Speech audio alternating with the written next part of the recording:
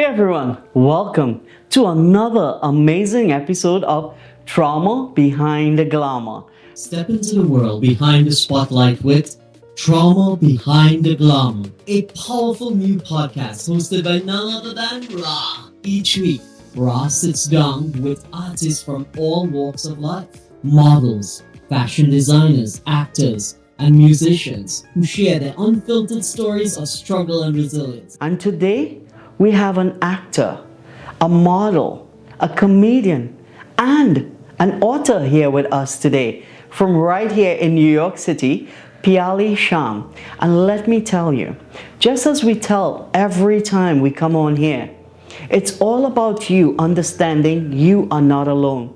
Because when you hear her story and who she is and how she serves society today, especially when she have to make you laugh, especially when she have to make you smile with her glam, we do not know the behind the scenes and what actually happens, especially in someone's mind, especially with mental health and distress. We do this to allow you to understand you are not alone and to know that depression can hit at any time. Mental stress, it happens to every single one of us that is born on this planet. But we want you to understand, when you fall, there is nowhere else to go but up. Ladies and gentlemen, my amazing rosters, I present to you Piyali Syam. Hi. Okay. Hi, I'm Piyali Syam, and I'm really glad to be here today because mental health is a topic that is really important to me. I think it's something I've struggled with my whole life, but I think growing up in a South Asian household, it's often something that's kind of dismissed culturally, historically. I think things are changing now, but growing up, you're often told like, depression isn't real. I immigrated from a third world country to the States. Like, I went through hardship. You think your life is hard? Like, you have it so cushy here.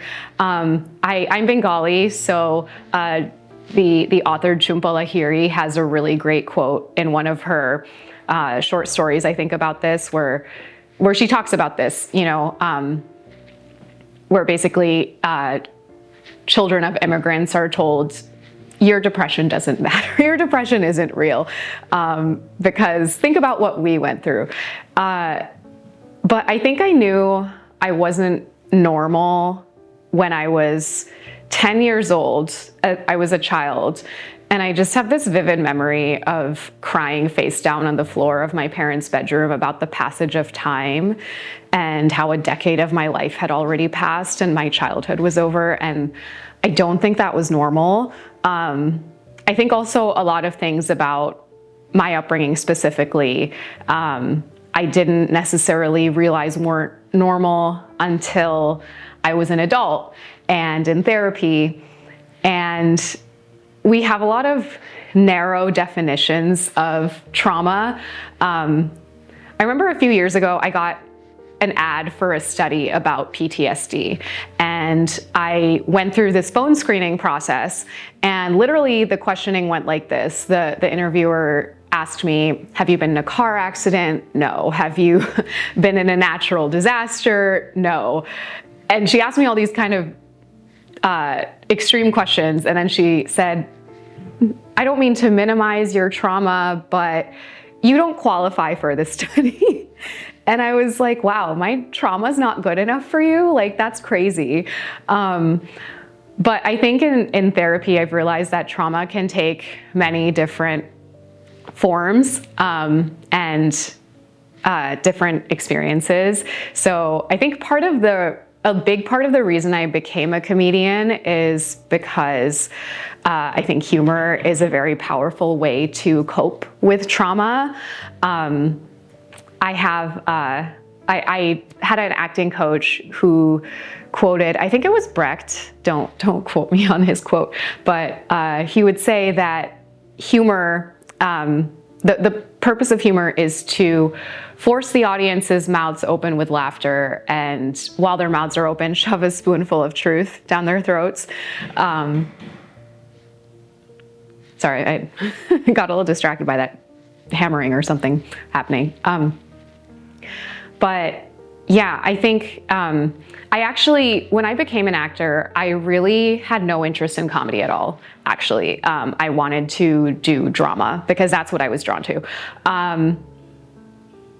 Sounds nerdy, but The Lord of the Rings was very instrumental in me wanting to become an actor. Those were my favorite movies. And I really liked drama and sci-fi and fantasy and things that kind of took us out of this world. So I felt like comedy was maybe too real, I don't know.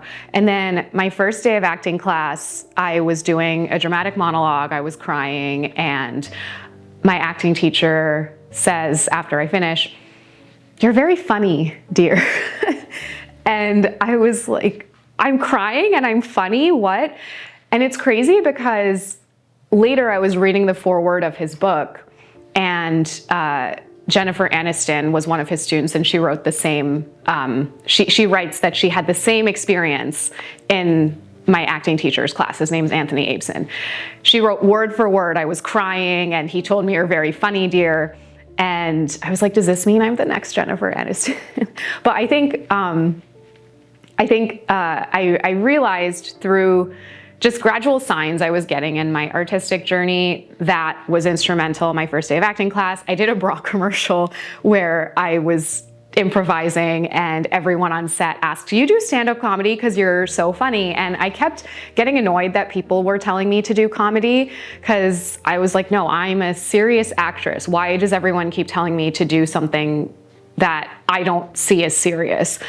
And I started comedy officially kind of during the actors' strike, when acting work was kind of drying up, and I was just frustrated with the limited opportunities I was getting in acting. I got sick of auditioning for doctor number one named Priya. I was like, if I have to audition for another doctor getting an arranged marriage named Priya, they're always named Priya. I am like, I don't even want these roles. And then I feel bad about not getting these roles. And I feel like I'm not fitting into these boxes. And honestly, I felt like acting at that point, I was admitting to myself, was bad for my mental health, because you're always being compared to other people. You're always not good enough for the boxes that people are putting you in. And I kind of started to embrace this comedy journey because I realized that comedy is actually the way, humor is always the way that I've coped with the trauma in my life. I literally was in the ER once and cracking jokes to my doctors, and they were like, "Can we come to your next show? Like, you're hilarious." It's just in my DNA. And I think I realized also that comedy is its own escape in a way. I think, you know, sitcoms and comedy movies, in a way, you know, they make us happy, but also I don't think they shy away from the real difficult things about life. I think that life is very layered. I majored in philosophy, and there was a class where we were talking about Nietzsche and this piece he wrote called The Birth of Tragedy. And he talks about the ancient Greeks and how the ancient Greeks wrote both celebrated tragedies and comedies. And the reason, you know, part of the beauty of the Greek tragedies is that they celebrate, in a way, and give voice to even the difficult parts of life, just as much as, you know, the joys of life. So I think also something that has helped me become a better artist, I've realized, is being in therapy. I used to think that, again, maybe growing up in a South Asian household, not to fully blame it on this, but even American culture to a degree, people from all backgrounds can shit on therapy and say that therapy is not real, it doesn't work. And I was one of those people. Like, I was a pill to my therapists. And I have had more therapists than boyfriends. I've had a lot of therapists. I've dated around with a lot of different therapists, and because it's really hard to find the right fit. And I've fought with therapists a lot, thinking, well, what is reframing going to do for me? What is, I had a lot of resistance, thinking that I was smarter than my therapist, and I was smarter than neuroscience and neuroplasticity, and the way I saw the world was right. And I wasn't willing to see that I did spend a lot of my life in, and this is conditioned, but a kind of a negative victim mindset. And I hesitate to say that because I don't mean to minimize victimhood. I have been a legitimate victim in a lot of areas of my life. I know that a lot of people have been victims, but I think there is also room to, I think over the years I've started to believe more in the power of positive thinking and neuroplasticity, and recognizing that there are multiple ways to see things, that there is power in reframing, and you do have the power to change your life and attract positive things, and negative thoughts don't necessarily always serve you. I think that was a big thing for me. I was very caught up in negative self-talk, and one of my friends at the time said to me, well, even if it's true that you're a worthless piece of shit, what is thinking to yourself that you're a worthless piece of shit really doing for you? How is that going to help you? And I was like, wow, that's not wrong, And I think the power of therapy is that it's kind of that saying, when you're like, you can't see the forest for the trees. Like, when you're in the forest, you can't see the whole forest. So I think when you're stuck in your mind, you can't recognize sometimes your thoughts and your thought patterns until someone objective on the outside points it out to you. And I got really mad at my ex because I've dated a lot of mentally ill men, and I don't know, it's a type I have, is depressed, and one of my exes, he only went to therapy after we broke up, and he went like less than 10 times and he stopped, and I asked, why did you stop? And he was like, well, it doesn't work. It wasn't working. I was like, bitch, I've been in therapy for 5 years. It's like going to the gym. You don't go to the gym 3 days and be like, I don't have biceps yet, I don't have abs. It doesn't work like that. You have to go to the gym for months, years, and you have to keep going. So I don't even believe in the idea that, therapy, if it worked, I would have been fixed in 8 years, because no, there's always going to be difficult things in life. Like, that's just the nature of life, is there's always going to be difficult things, and you just have to I think the power of therapy is it helps you develop better coping mechanisms and coping skills. I have really bad anxiety, and I will get panic attacks, and it's really the simple things. Like, I've worked a lot with my therapist on breathing and grounding techniques, really simple things like just count the number of green things in the room. And just the act of redirecting your mind to focus on a simple task will take energy and attention away from the anxious monologue that is going in your head. I think also another thing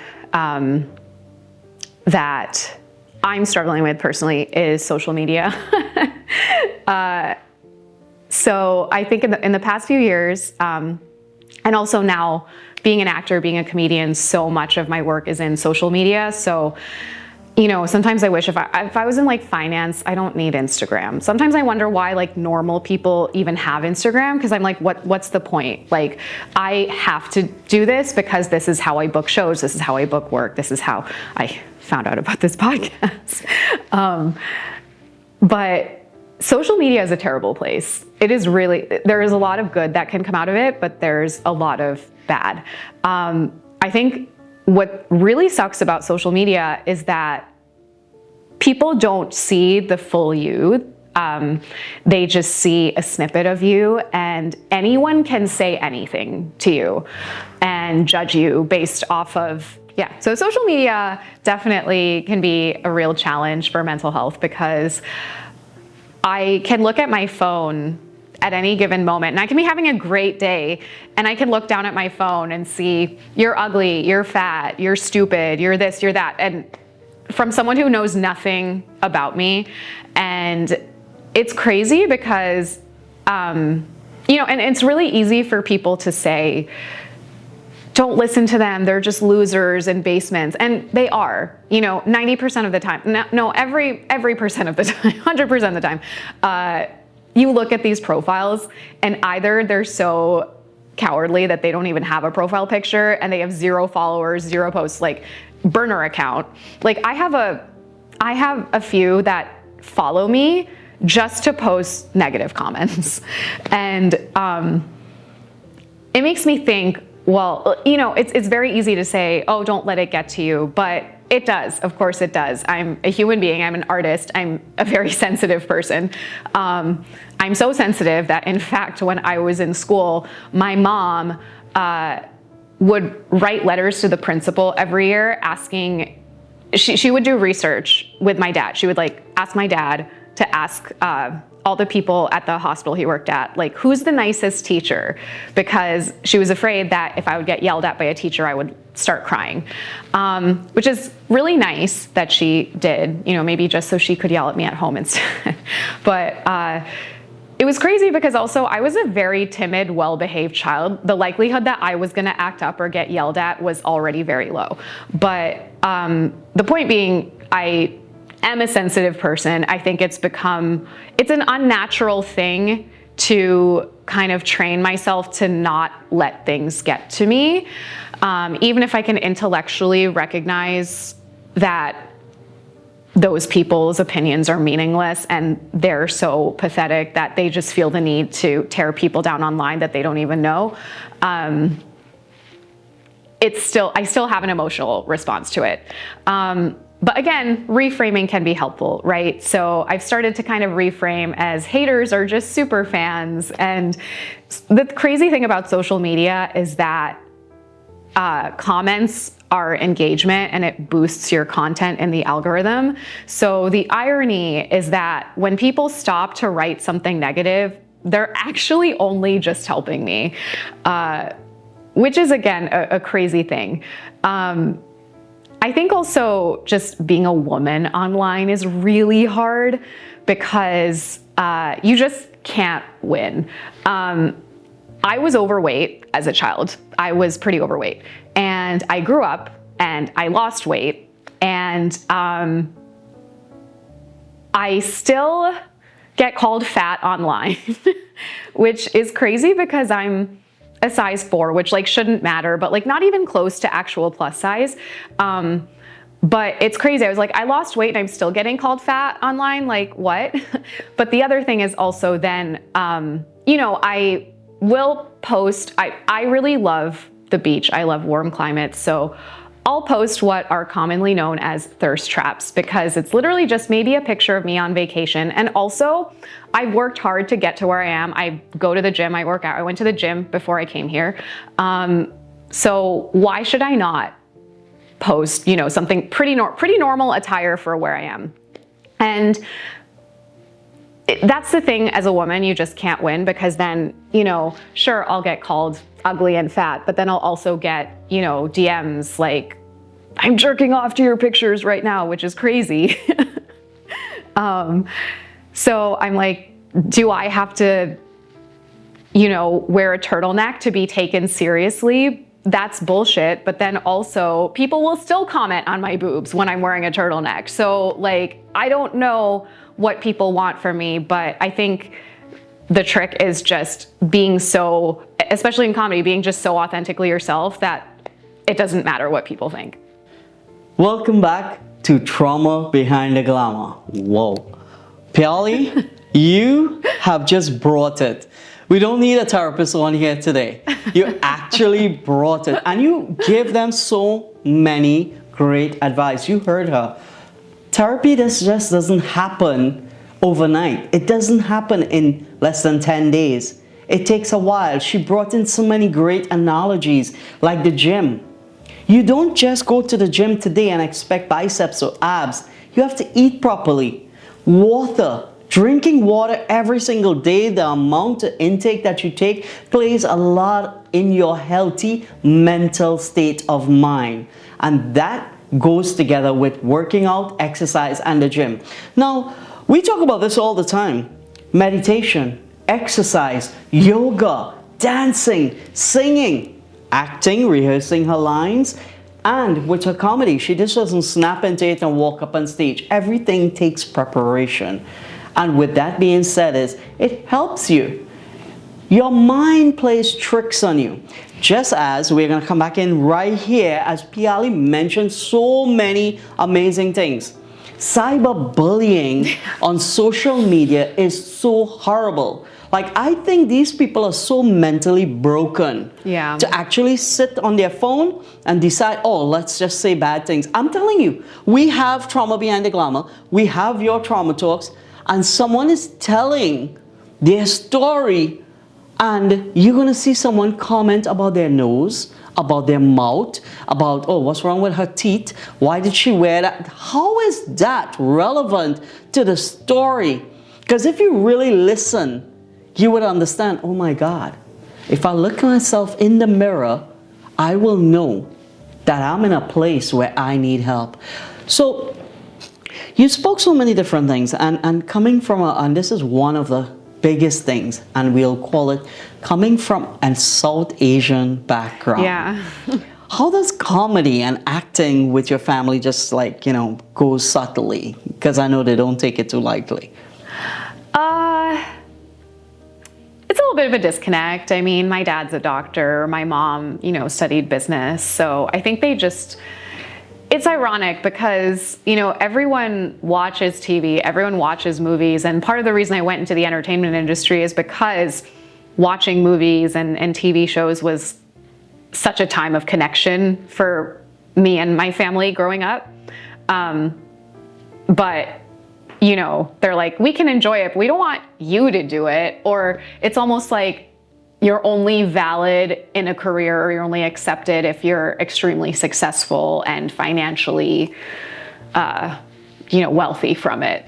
So, and that's one of the things that people think, that actors, models, designers, and let's just say comedians, they just walk on a bed of roses. So you must have your day job that pays the bills, and this is just for fun. It's a sideline. They do not understand that people actually make a career out of these things. Now, when she spoke about movies, do you know movies actually connect, or it's just simple as a series connects people into a different place? Like my brother and I, we always have something that we watch something together that we could actually connect with. My mom, I see how she is with her sister and some of her best friends that she will call, and they're always talking about a soap opera. It keeps your mind off stuff. It's better than being a cyber bully online. So I know with balancing who you are and your parents, your background, and everything, what, besides therapy, besides your psychiatrist, your psychologist, your therapist, what actually grounds you? Grounds you in a place to know that, hey, Piyali, I believe in you. That's a great question. I have a cat. I truly believe in the power of cats. I think cats get a really bad rap in our society.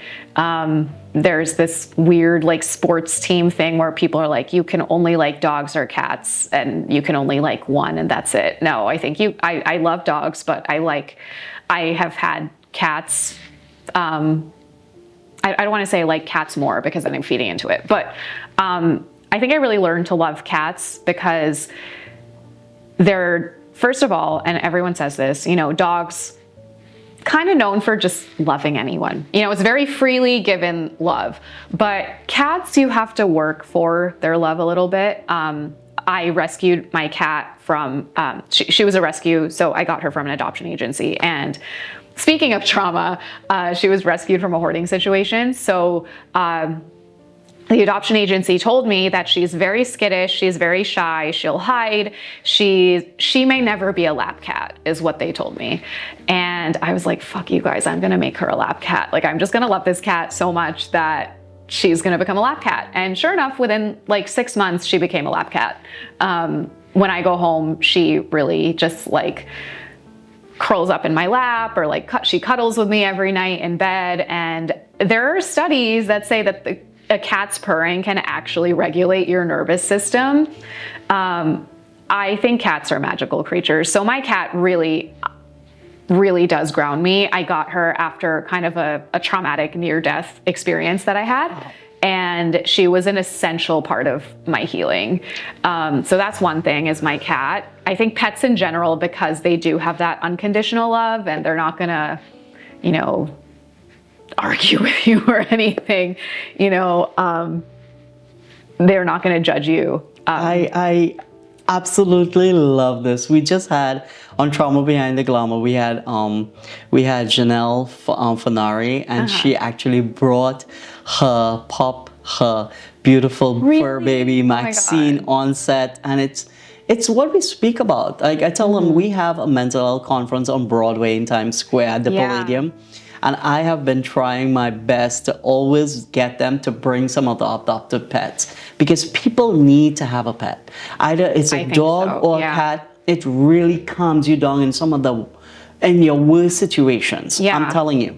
And your pet knows. Like you said, you were in a life and death situation, and you got this pet, and here you are, your cat actually calms you down. You see, the thing about it is love.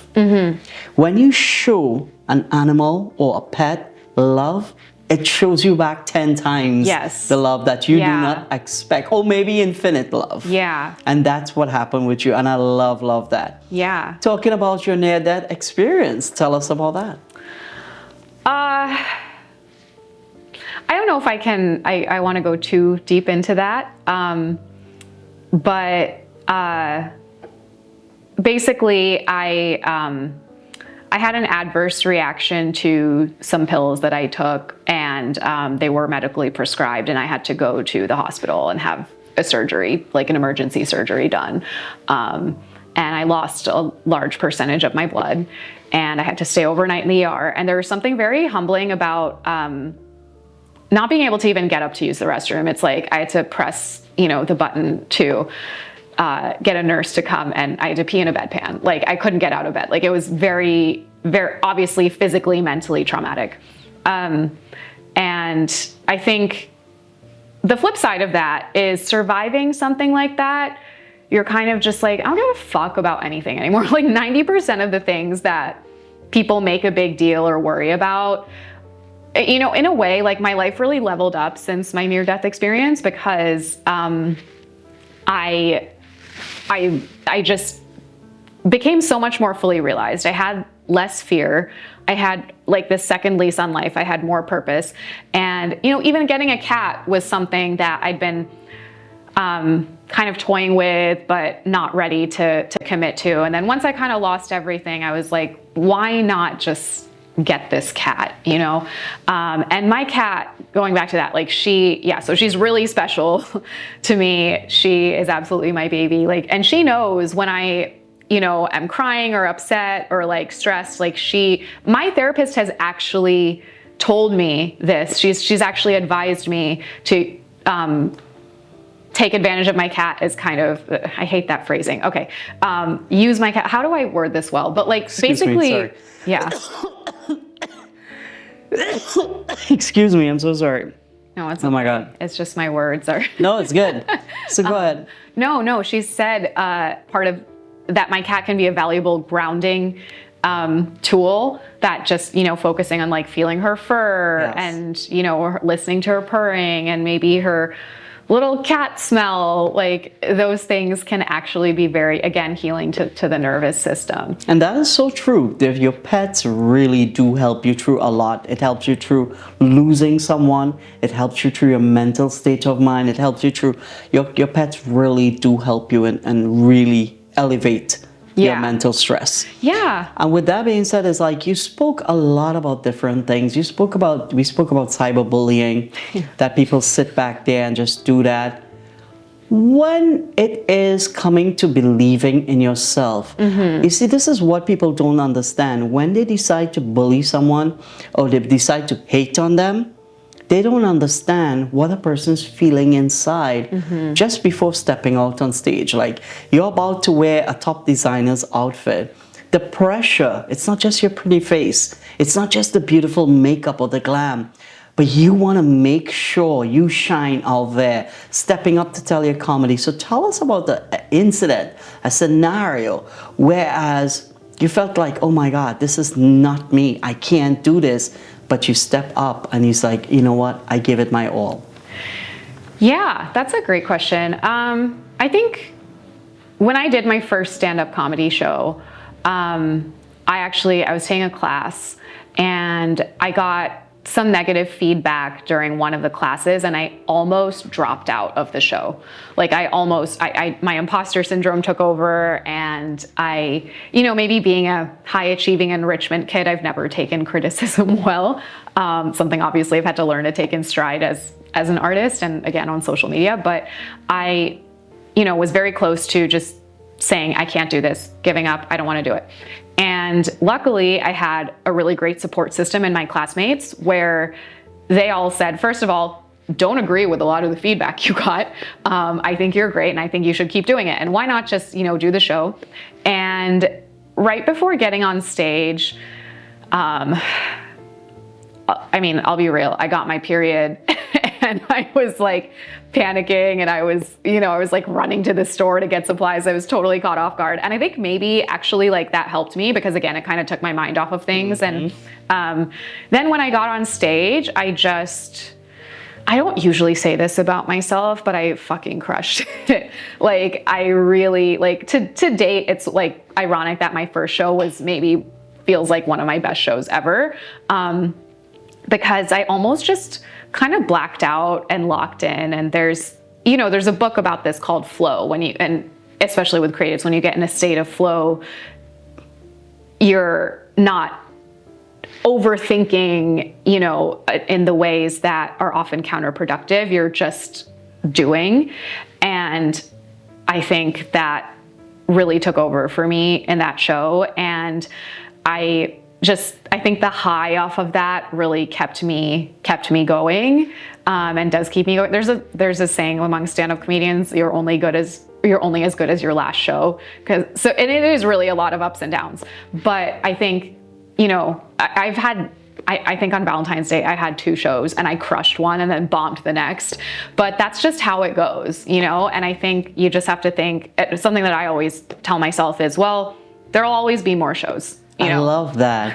And that's the same thing. I've been doing this for over 7.5 years. Yeah. I'm an international motivational speaker. So you think about this. I have my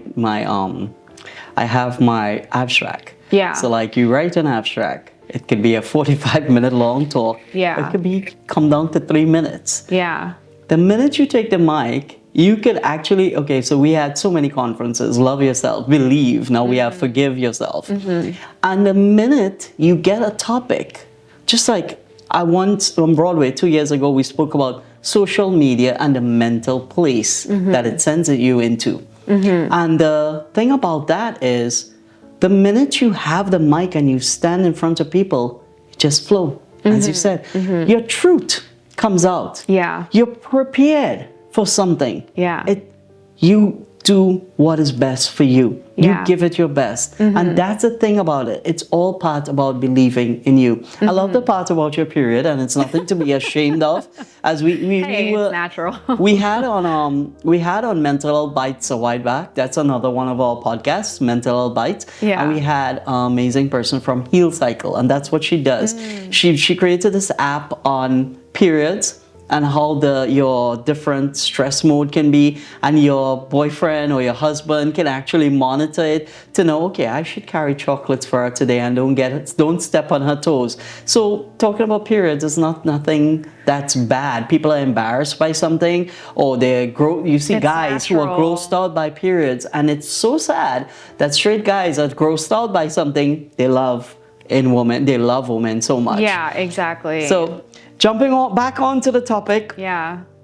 let's call some words and you just blurt out what you feel about it. Okay. If I say to you happiness, Joy. if I say to you believe, I want to say in yourself. oh, I love it, I love it, I love it. And if we say grateful,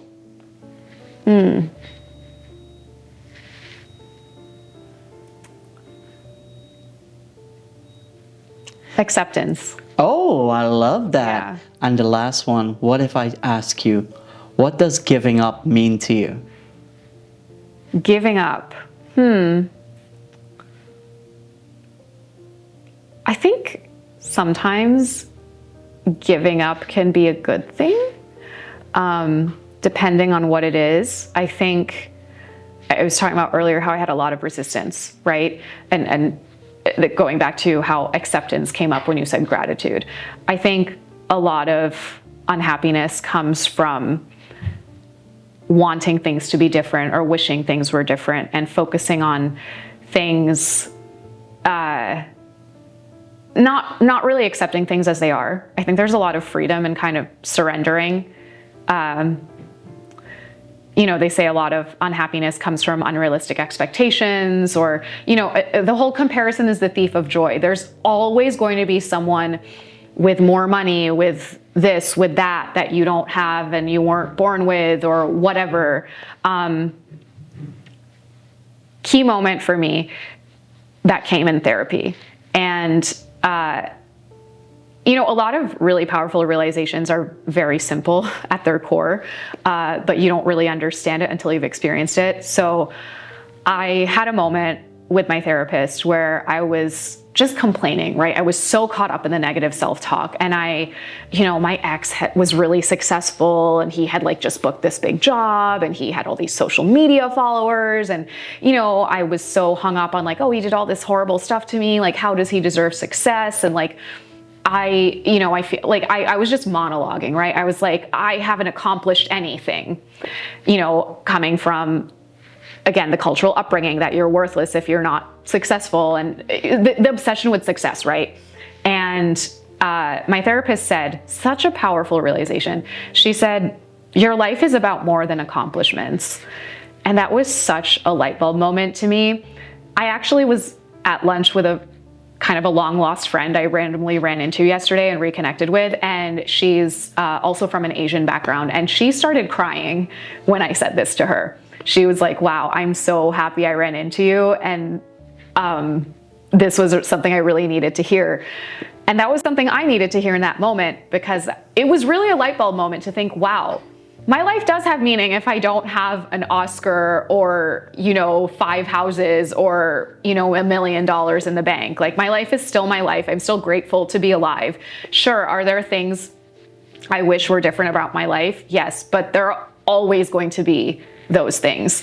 So I think happiness really is a choice. And I think once I gave up, to your question, certain expectations, I became a lot happier and ironically a lot more successful, because then I realized, the point of being an artist isn't necessarily success, right? We're doing this to connect with people. We're doing it because we love it. We're doing it for all these, if you're a real artist, you're always going to do it. I love this. You're not going to do it because, you're going to be rich and famous. Do we all hope to be rich and famous? Of course, let's be real. But also being rich and famous can come with its downsides as well. Well, I would say it does every single person. Don't matter if you're rich or you're famous. Right. Or no matter who you are. Right. Mental stress hits you. Yeah. And it hits home. And I love the part that you said, giving up in certain ways. Expectations brings about depression. Depression can lead to suicide. And I'm telling you this from experience with people. I've been doing this for 7.5 years. I love that you share that with your friend, and your friend could be self-realized as well, because this is why we do this. We ask everyone who are listening on Spotify, who's listening on iHeartRadio, on Apple iTunes, on Amazon Music, wherever you are on the podcast, we ask you to share it. If it's not affecting you and you love what you're hearing, but you have a friend, a family member, someone that you love in your life, let them hear this.